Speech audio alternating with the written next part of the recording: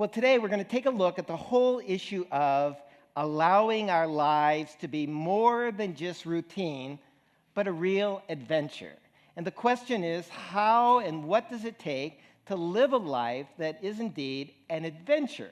Now, if you look up the word adventure in the dictionary, you'll get something like this: an unusual, exciting, typically hazardous experience, activity, or trip. The exploration of unknown territory. So let me just get right to the point. Would that definition describe your life?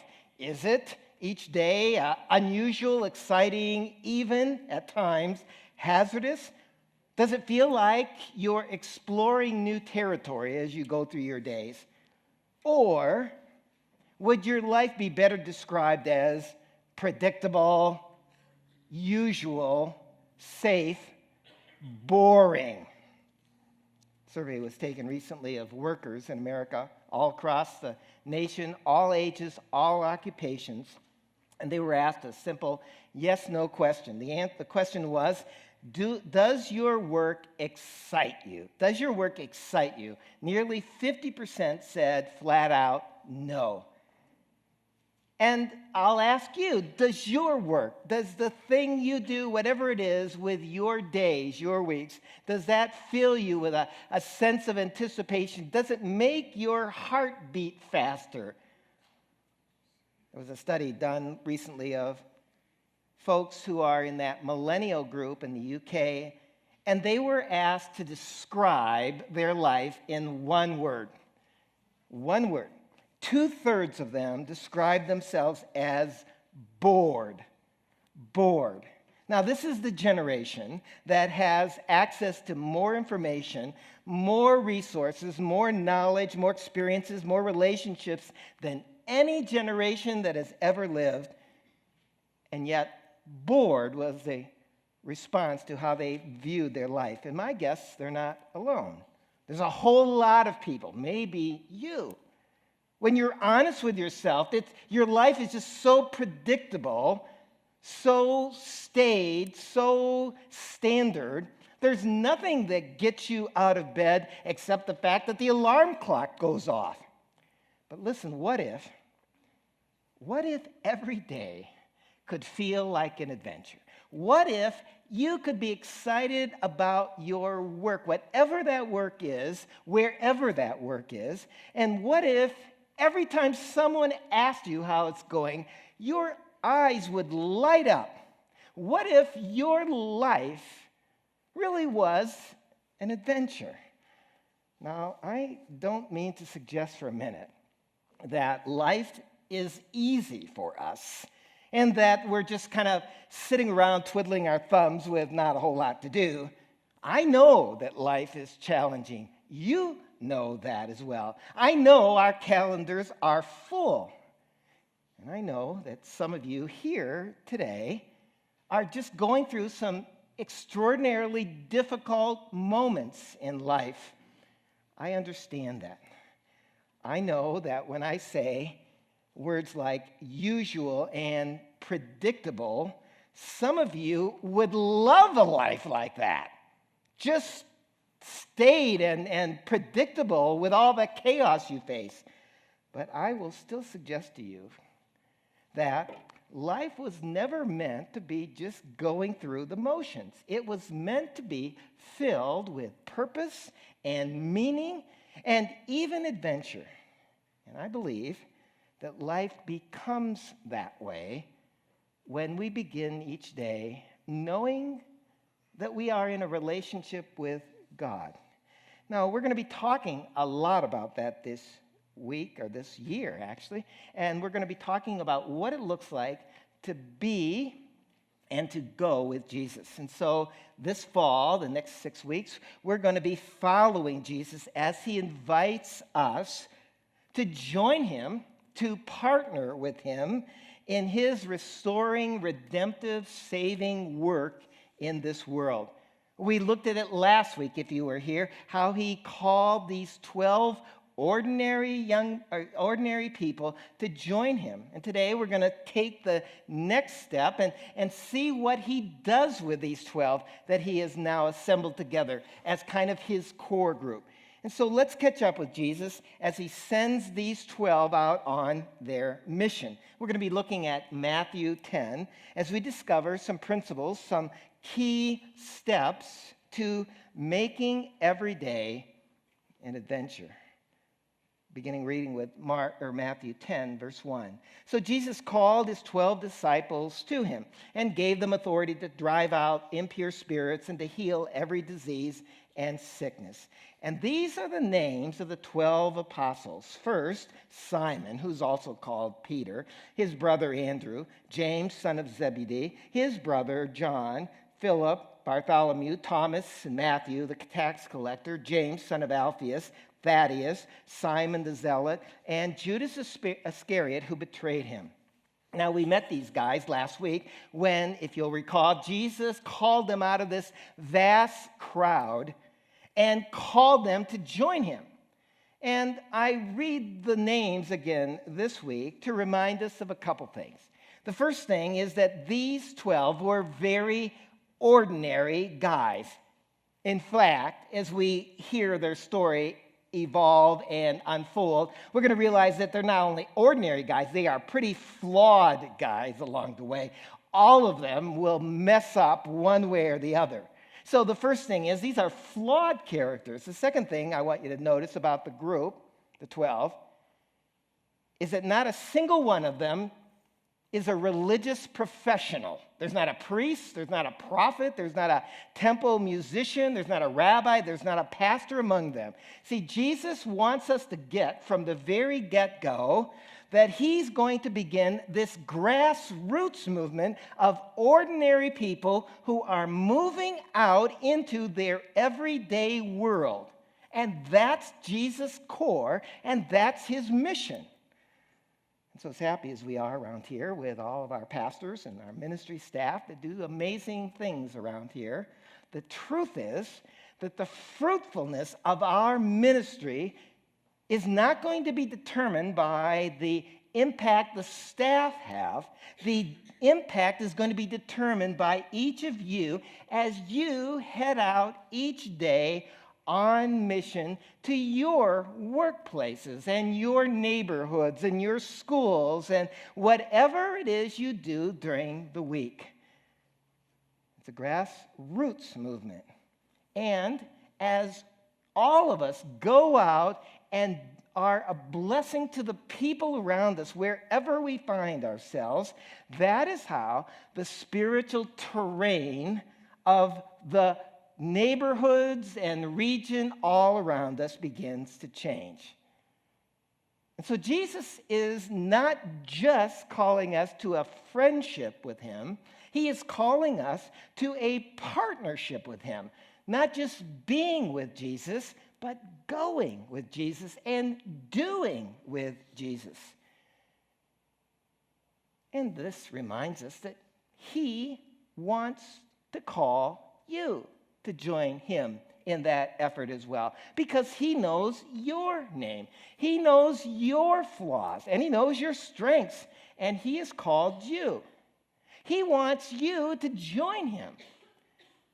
Now, I think that makes a difference, at least it does to me. If you're at work and you discover that your boss has specifically asked for you to be on that new team that's beginning that new project, it makes you want to elevate your game, doesn't it? It makes you to want to do your very best. And so that whatever you bring to the effort, you want to do the very best you can because Jesus has called you to be part of that team. Now we're going to look in the coming weeks of how our work and our calling all play together.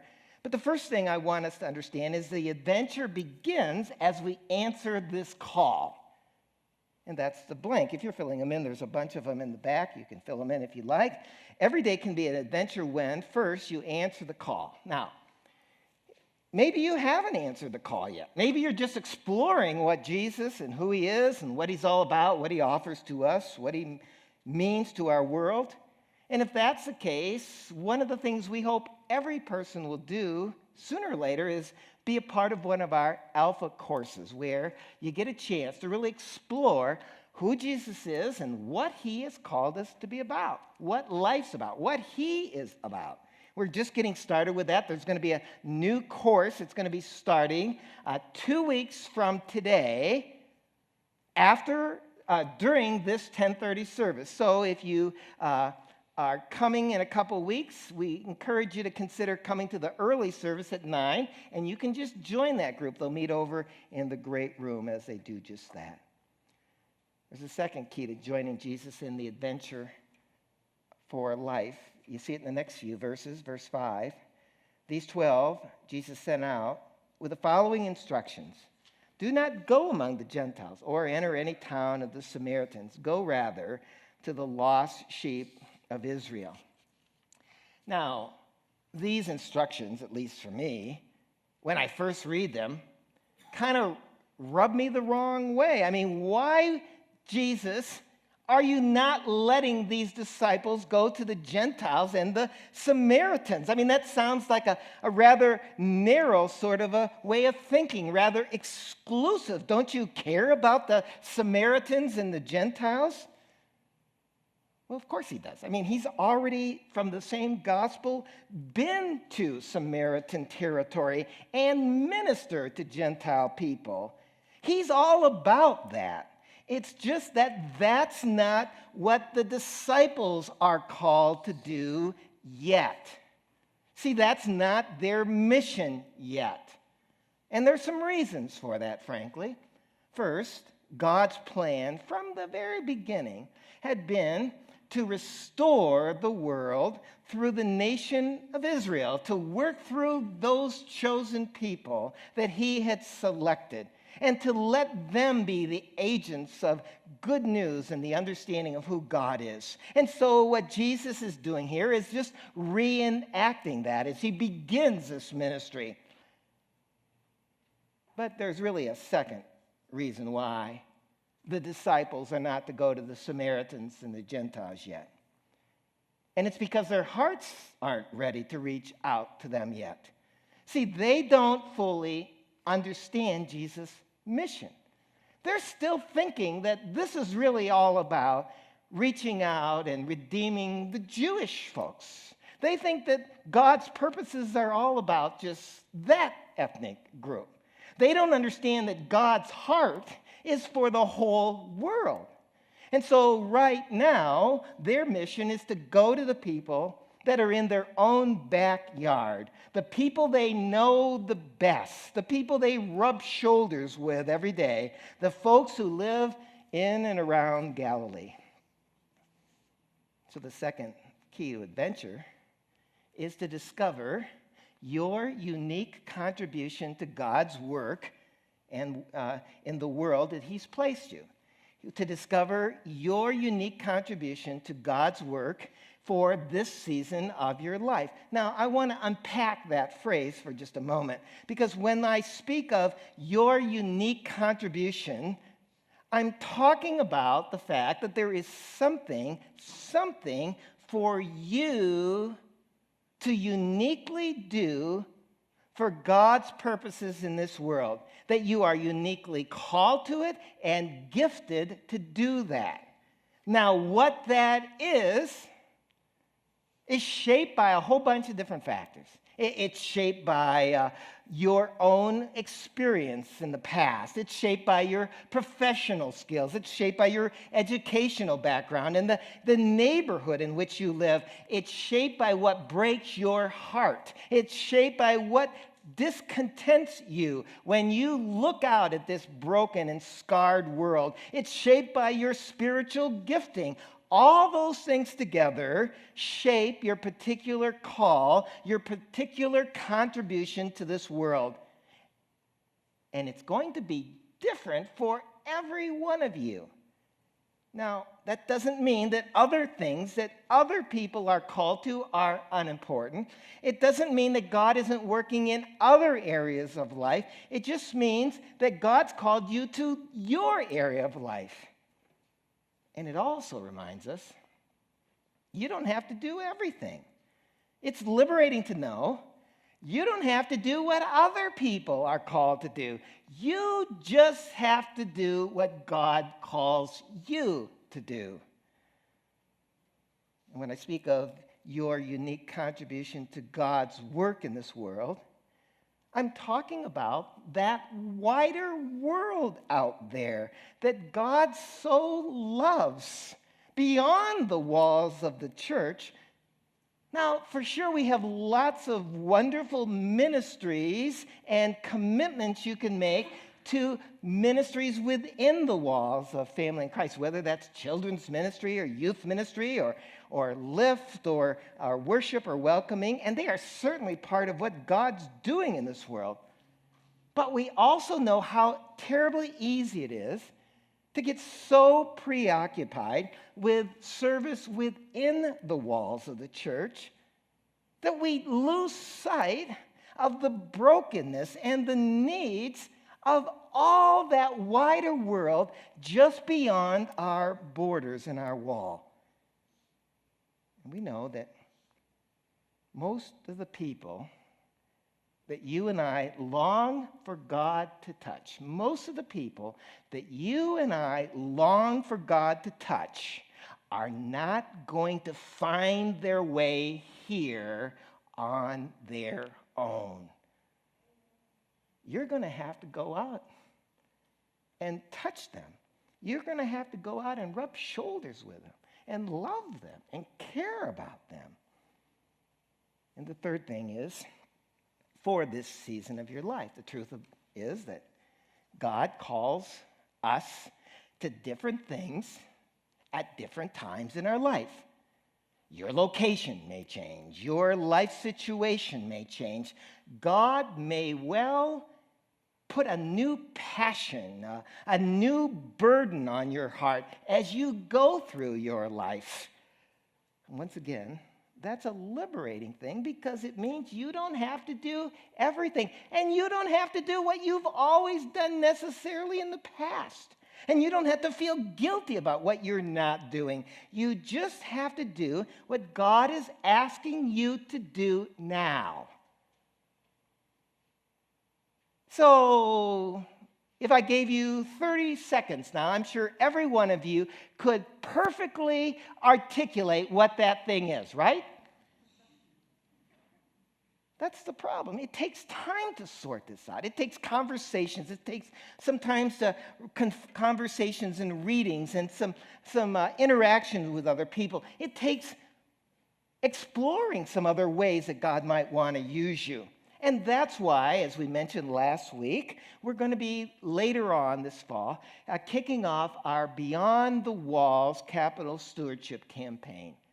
Our intent is to reduce the debt on the building so the money there is freed up to have a person come on staff, an equipping kind of a pastor who can help each of us and all of us to figure out what it is that God's calling us to do individually, corporately. That some small groups are called to do this, that some women's ministries are called to do that. But all of us are called to do something to reach out to the world around us during this season of our life.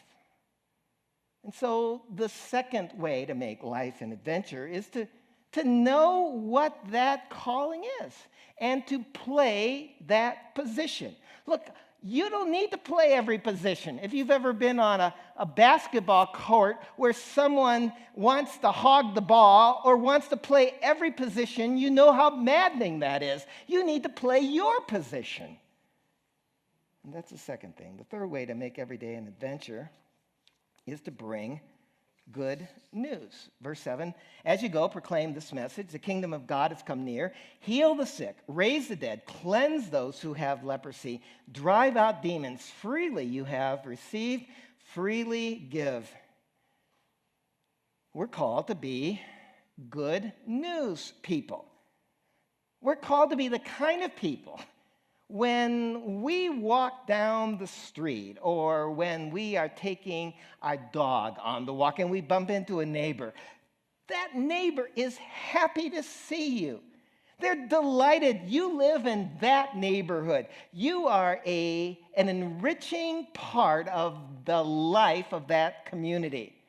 And when people call you to be part of their team at work, they realize that your contribution will enhance that team.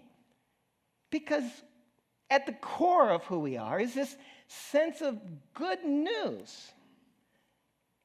I mean, we live in such a bad news world these days.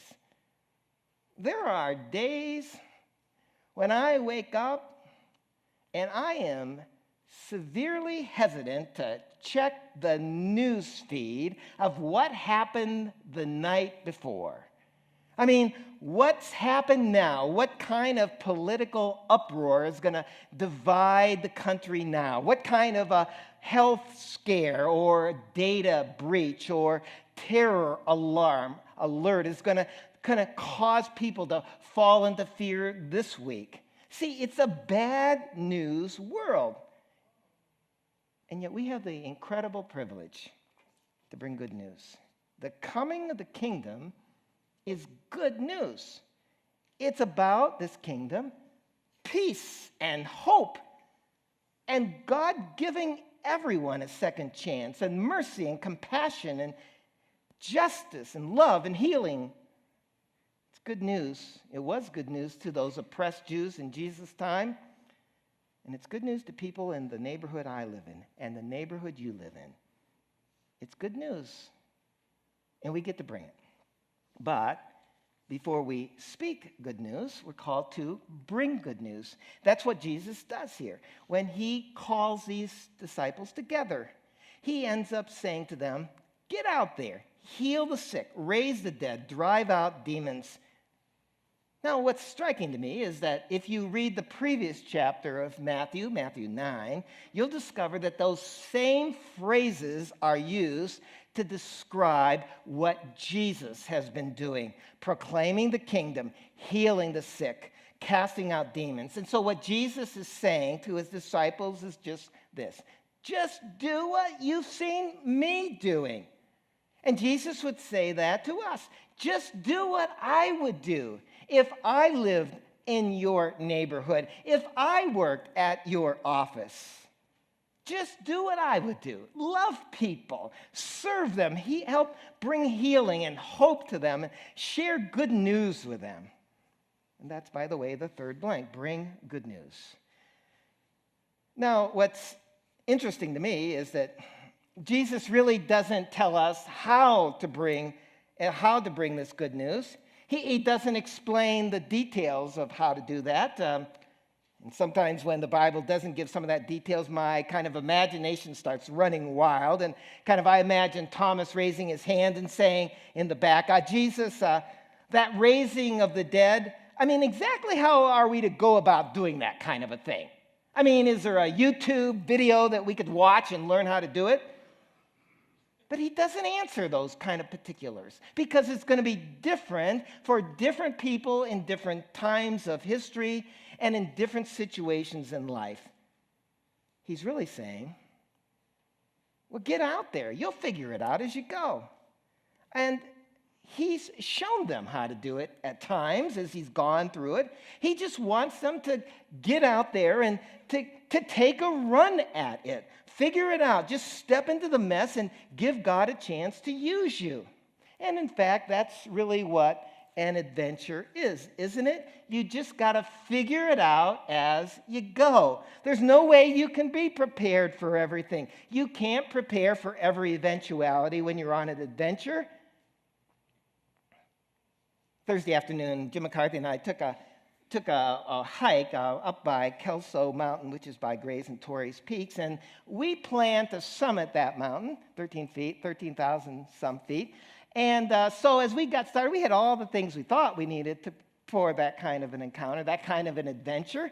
And as soon as we got on the trail, we realized there were horrific winds that day, 50 to 60 mile an hour gusts. And we knew half of the trail was off trail. So we'd be kind of bouncing around boulders the last half of the time. So we went halfway up the mountain and figured out finally, after getting blown off, literally blown off the trail a couple times, this is not a good idea to try to summit today.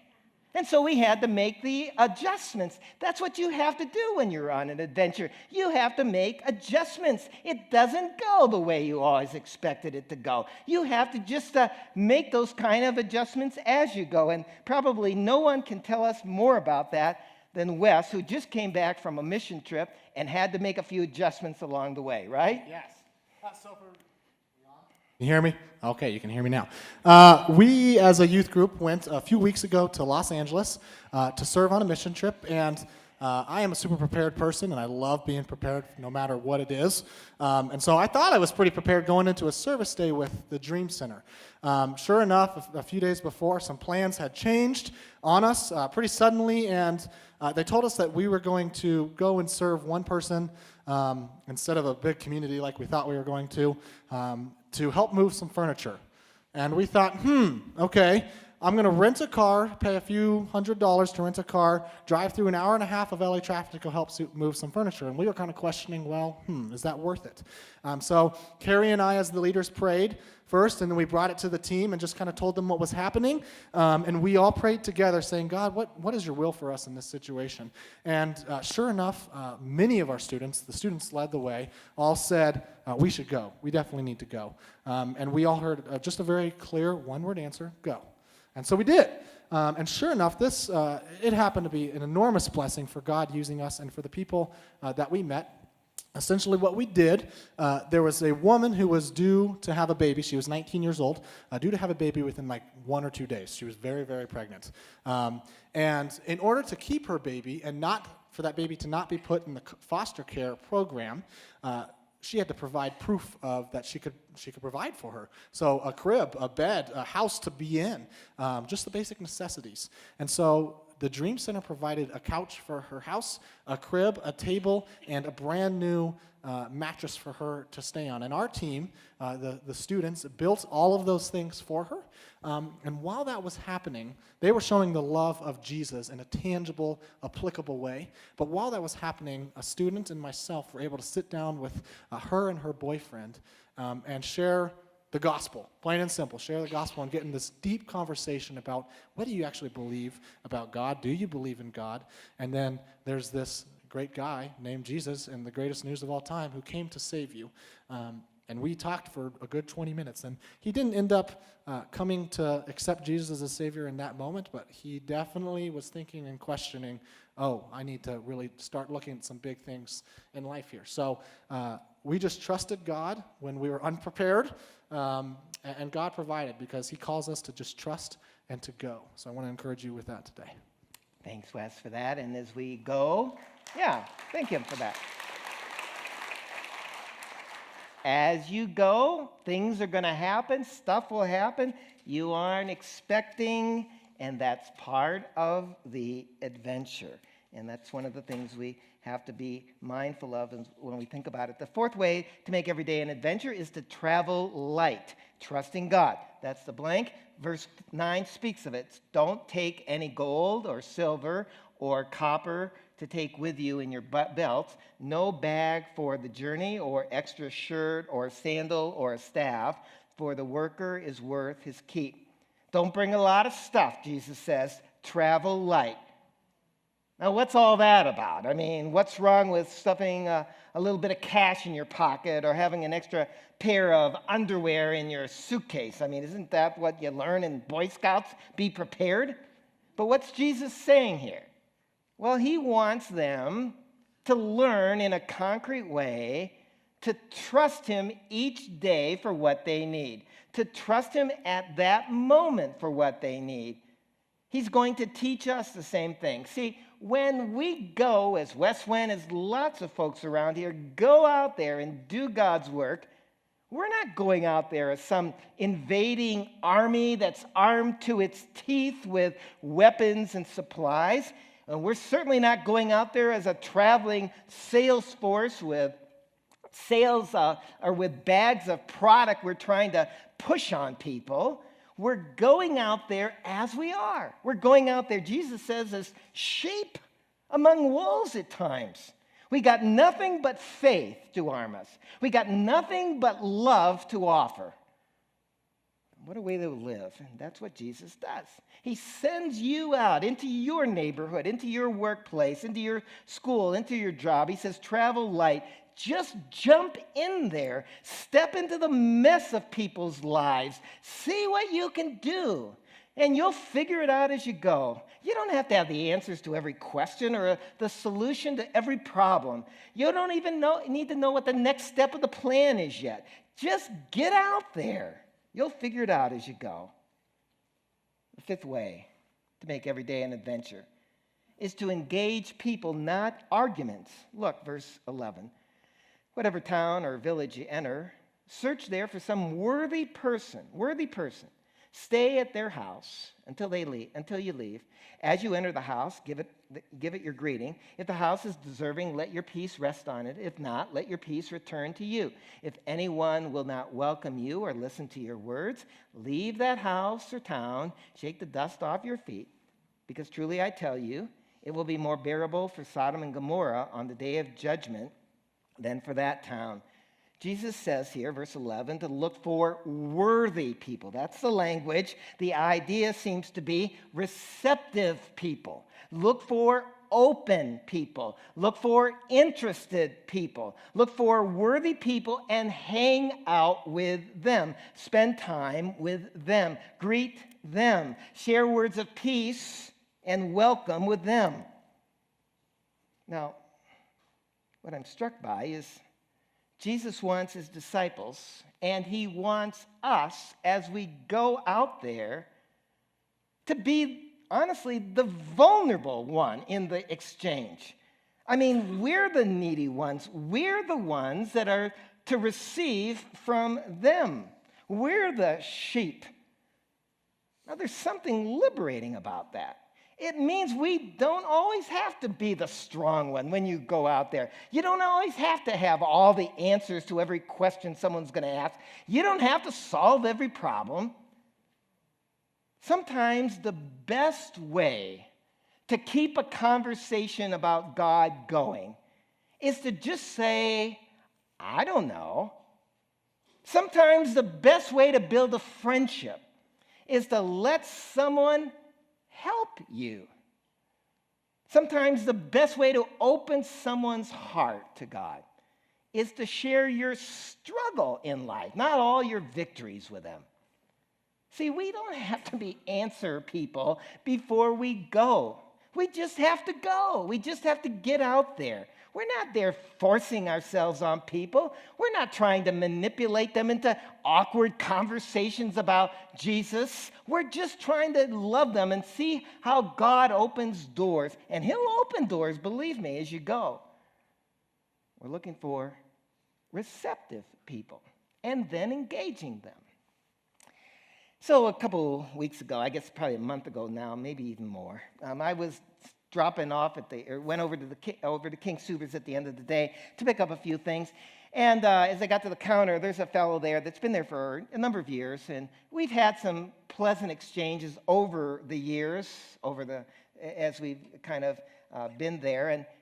And on this particular day, it crossed my mind to just to engage him at a little bit deeper level, a little more meaningful conversation. And as I got to the counter, it looked to me at least like, well, he just might be interested in going just a little bit deeper with me at that moment. But I was in a rush, and there were people behind me in line. And I didn't want to make him uncomfortable by broaching something that was personal or too personal, and I didn't want to get uncomfortable. And so in the end, I did nothing. I just grabbed my groceries and walked away, went home. And I missed what could have been a mini adventure. Instead, I ended up with just another boring trip to the grocery store. What Jesus is saying is, look, just be available to people. Keep your eye open for folks that just might be receptive and open to exploring what it means to learn about life and God in a new way they'd never perhaps thought about. The wonderful thing is, Jesus says if they don't welcome you, they're not receptive. You don't have to force your way on them. You don't have to get into an argument with them. You don't have to win the argument. You just move on. The expression, shake the dust off your feet, is just a symbolic way of saying, it's not my responsibility. I leave you in God's hands. Now, that may sound rather cold, but it's actually rather liberating, because it means we respect people's freedom to not engage with us if they don't want to, and for us to not feel guilty for failing or falling short. See, it's not our responsibility to save people, and it's certainly not our responsibility to condemn people. It's our responsibility to engage people. See where the Spirit takes us, which leads to the last way to make every day an adventure, and that is to listen for the Spirit. Verse 16, I'm sending you out like sheep among wolves, therefore be as shrewd as snakes, as innocent as doves. Be on your guard. You will be handed over to the local councils and be flogged in the synagogues. On my account, you will be brought before governors and kings as witnesses to them and to the Gentiles. But when they arrest you, don't worry about what to say or how to say it. At that time, you'll be given what to say. For it will not be you speaking, but the Spirit of your Father speaking through you. This adventure we're talking about is hazardous. It was for those 12. Most all of them were willing and did, in fact, forfeit their life eventually for their faith. And around the world today, there are believers that are also in hazardous positions. They are, every day they wake up, every time they consider joining for worship, they are putting their lives on the line. And so I don't want to equate what some of those Christians in Syria face to what we face here in the States. But we still have risk. There's a risk of being misunderstood. What if I offend somebody? What if I ask a question and then they ask me and I don't have the right answer? What if I get into a situation where I'm over my head and I don't know what to do yet? Jesus promises the same thing he promised them, promises us, that the Spirit would be with them, the Spirit would guide them, the Spirit would give them what they needed. See, the truth is, this whole adventurous life, well, it's all about life in the Spirit. It's the Spirit who enables us to hear and to answer the call of God. It's the Spirit who helps us to know our position, our unique contribution. It's the Spirit who forms us into good news people. It's the Spirit who directs us as we go. It's the Spirit who opens the eyes of receptive people. It's the Spirit that will give us the words to say and when to say them and how to say them. It's the Spirit that turns every day into an adventure. It's the Spirit that makes every play day with the kids that your kids hang out with, or every assignment at work, or every encounter at the grocery store, or every stranger you meet while you're walking the dog, or every injustice that breaks your heart, or every crazy missional idea that pops into your head. It's the Spirit that is guiding you and giving you them.